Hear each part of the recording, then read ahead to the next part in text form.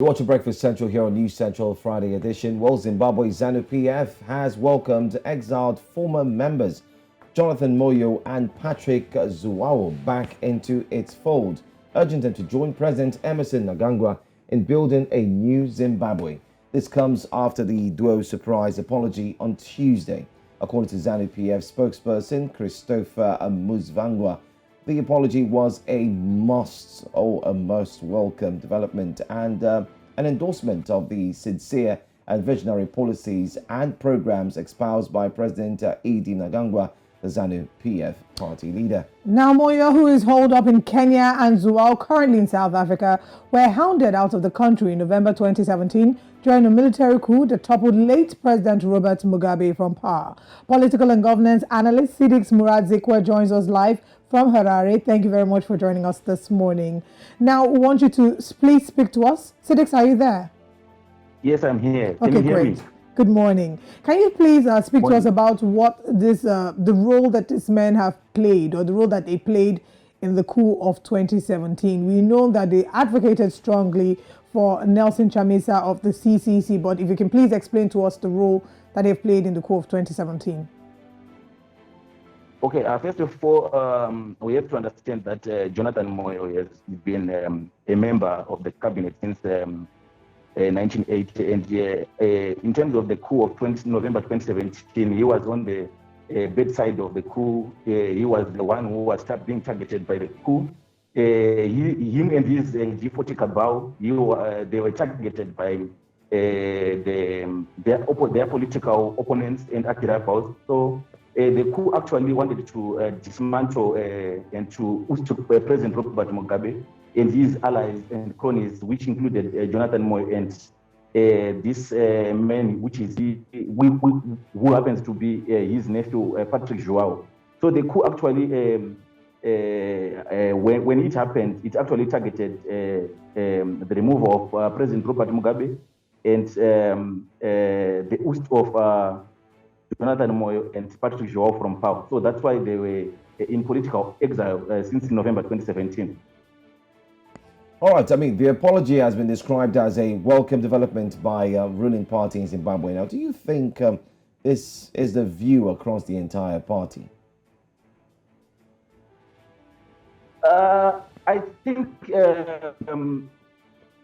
when it comes to this apology, I think it is being welcomed with divided opinion. But most people in Zanu-PF, they really think that this apology was long overdue, because the party actually is bereft of key ethics and key competencies which Professor Jonathan Moyo has. He has been working as Zanu-PF spin doctor and chief and architect of propaganda in Zanu-PF. So actually and clearly they have been missing one of the key characteristics or key competencies which he has since the election of 2018, which is disputed. So if Jonathan Moyo was in the party in the 2018 election or post-election, I think things could have been better, because he has the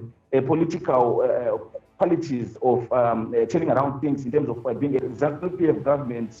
They actually lack the key qualities and competencies. I think to some sections of the party, this can be a welcome development to have him back in the party. But to those who claims to be the vanguard of the party, I think this is going to be something which they don't welcome with fears. But I think this is going to create a divide or a split in the party. There are actually certain fears that the return of Jonathan Moyo and his cronies and his G40 cabal can cause havoc and disharmony in the party. Okay, let's talk about how the CCC is reacting to all of this. Now, we know that in the apology statement, the both of them had mentioned that they had hoped that Chamisa would have built a new platform by which those who are the cross-section of politics in Zimbabwe would converge based on Section 3 of the Constitution. But what they're saying now, when asked to respond to what's happening, the spokesperson for the CCC said that their focus is on taking over the levers of government in 2023 elections. Do you think that the CCC is actually unconcerned or not bothered about this readmitting of the two parties who are now being accepted into Zanu-PF? And what are their chances in the next elections? I think for CCC, this new development in the Zimbabwean politics, whereby these two people have apologized to Zanu-PF, is something of greater concern. Although, as though publicly they wouldn't want to admit it, that it would affect their position or their ground in the upcoming polls. But in reality, or in real terms, I can actually say with confidence that Jonathan Moyo has been working behind closed doors together with Nelson Chamisa. At one point, you wanted to join, but because of the citizens, because of the other sections of the citizens, they couldn't allow, or Chamisa couldn't allow Jonathan Moyo to formally join the party.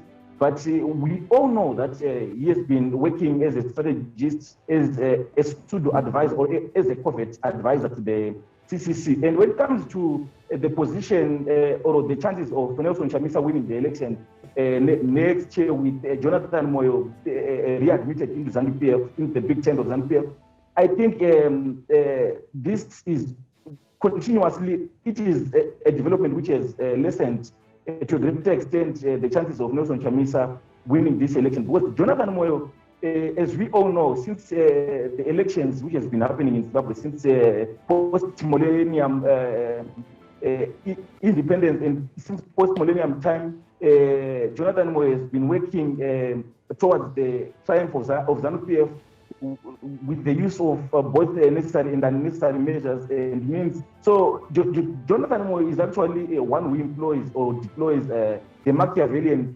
tactics in politics. So the fact that he has been readmitted into Zanu-PF again, this is actually a death blow to Nelson Chamisa's chances of winning the general polls of next year. Because actually and clearly, everybody can agree with me that Jonathan Moyo has got extraordinary political qualities in terms of turning around things in the Zimbabwean body politic. All right, Sidiq Zikwa, thank you for your time this morning. We will keep following up with the updates and see indeed how this is going to affect the chances of the CCC and the Zanu-PF as well. Do enjoy the rest of your day.